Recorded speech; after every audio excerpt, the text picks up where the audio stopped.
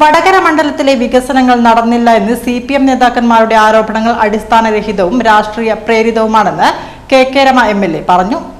Vadakara municipal പരിധിയിൽ മാത്രം 106 കോടിയാണ് ചിലവഴിച്ചിട്ടുള്ളതെന്നും കെ രമ MLA വാർത്താ സമ്മേളനത്തിൽ പറഞ്ഞു. വടകര നഗരസഭാ പരിധിയെ വികസന പ്രവർത്തനങ്ങളിൽ നിന്നും തടഞ്ഞതായും പുറങ്കര രക്തസാക്ഷി മണ്ഡപം സംരക്ഷിക്കാതെ കടൽഭിത്തി നടപ്പിലാക്കുന്നു എന്നുമുള്ള CPM ആരോപണങ്ങൾ വസ്തുത പരിശോധിക്കാതെ നടത്തുന്ന കഴമ്പില്ലാത്ത പ്രചരണങ്ങൾ മാത്രമാണെന്നും ഇത് ജനം തള്ളിക്കളയുമെന്നും MLA വാർത്താ സമ്മേളനത്തിൽ പറഞ്ഞു. രക്തസാക്ഷി സ്തൂപത്തിന്റെ ബാക്കിൽ അത് പൊളിഞ്ഞു പൊട്ടേന്ന് MLA വിചാരിച്ചു. അതുകൊണ്ട് അതിന് ഫണ്ട് വെച്ചില്ലാന്ന്. വടകര 18 കോടിയുടെ നമ്മൾ കൊണ്ടുവന്നപ്പോൾ ഇറിഗേഷൻ്റെ ഉദ്യോഗസ്ഥന്മാരാണ് എസ്റ്റിമേറ്റ് എടുക്കുന്നതും അതിൻ്റെ ഇത് കൊടുക്കുന്നതും. MLA ഇന്ന സ്ഥലത്ത് പോയി ഇന്നത് കെട്ടണമെന്ന് പറഞ്ഞിട്ടല്ല. ഇത്രയും സ്ഥലത്ത് നമ്മൾ കടൽ ക്ഷോഭമുണ്ടാകുമ്പോൾ വീടുകൾക്ക് വലിയ തോതിൽ ബുദ്ധിമുട്ടുണ്ടാകും, താമസിക്കാൻ കഴിയാത്ത പ്രശ്നമുണ്ട്. ആ സ്ഥലങ്ങളിലാണ് ഇറിഗേഷൻ അവരാണ് എസ്റ്റിമേറ്റ് കൊടുക്കുന്നത്.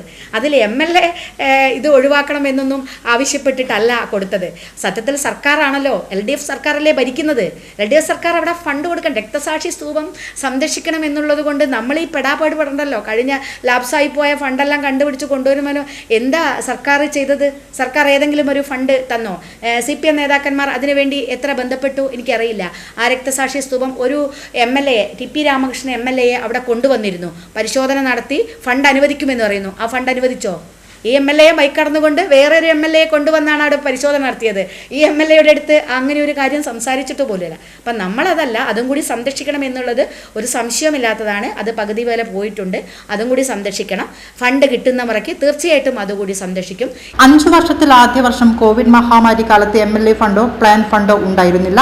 പിന്നീടുള്ള 3 വർഷത്തിൽ അനുവദിക്കപ്പെട്ട 188 കോടിയുടെ വികസന പ്രവർത്തനങ്ങളിൽ വടകര മുനിസിപ്പൽ പരിധിയിൽ മാത്രം 106 കോടിയാണ് ചിലവഴിച്ചിട്ടുള്ളത്. കടൽഭിത്തി നിർമ്മിക്കാൻ പദ്ധതി തയ്യാറാക്കുന്നത് ഉദ്യോഗസ്ഥരും എഞ്ചിനീയർമാരുമാണ്, MLA അല്ല. ഇതൊക്കെ അറിയാതെ നടത്തുന്ന ആരോപണം ഇക്കാലത്തെ വിലപ്പോവില്ലെന്നും MLA കൂട്ടിച്ചേർത്തു. റവന്യൂ ടവർ 25.78 കോടി, കുടുംബ കോടതി 9.2 കോടി, മത്സ്യ മാർക്കറ്റ് 15.36 കോടി, വടകര കടൽഭിത്തി 18 കോടി, ആയുർവേദ ആശുപത്രി 50 ലക്ഷം, OVC തോട് 1.7 കോടി, MC കനാൽ അക്ലോത്ത് നട 2 കോടി, പോളിടെക്നിക് 50 ലക്ഷം, അഴിത്തല ഫിഷ് ലാൻഡിംഗ് സെന്റർ 1.2 കോടി, പുത്തൂർ ഹൈസ്കൂൾ ബിൽഡിംഗ് 45 ലക്ഷം, പ്രീ മെട്രിക് ഹോസ്റ്റൽ പുതുപ്പണം 5 കോടി, തച്ചോളി മാണിക്കോത്ത് ക്ഷേത്രം 4.02 കോടി, താഴയങ്ങാടി 1.45 കോടി, ജയിൽ മതിൽ നിർമ്മാണം 2 കോടി, MLA ഫണ്ട് റോഡുകൾ 6 കോടി, നാരായണ നഗരം 4.5 കോടി എന്നിങ്ങനെയാണ് വടകര നഗരസഭാ പരിധിയിൽ മാത്രം നടന്നുവരുന്ന പ്രവൃത്തികൾ. കൊഞ്ചിയം, ഏറാമല, ചോറോട്, അഴിയൂർ പഞ്ചായത്തുകളിലുമായി മറ്റു പ്രവൃത്തികളും പുരോഗമിക്കുന്നുണ്ട്.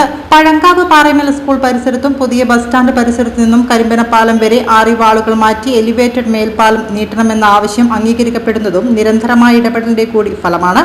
മുൻകാലങ്ങളിൽ ബഡ്ജറ്റിൽ വകയിരുത്തി ലാപ്സായ ഫണ്ടുകൾ കണ്ടെത്തിയ പദ്ധതികളെ പുനരുജ്ജീവിച്ച് നടപ്പിൽ വരുത്തുന്നതിനും തീവ്രമായ പരിശ്രമം തന്നെ നടത്തിയിട്ടുണ്ട്.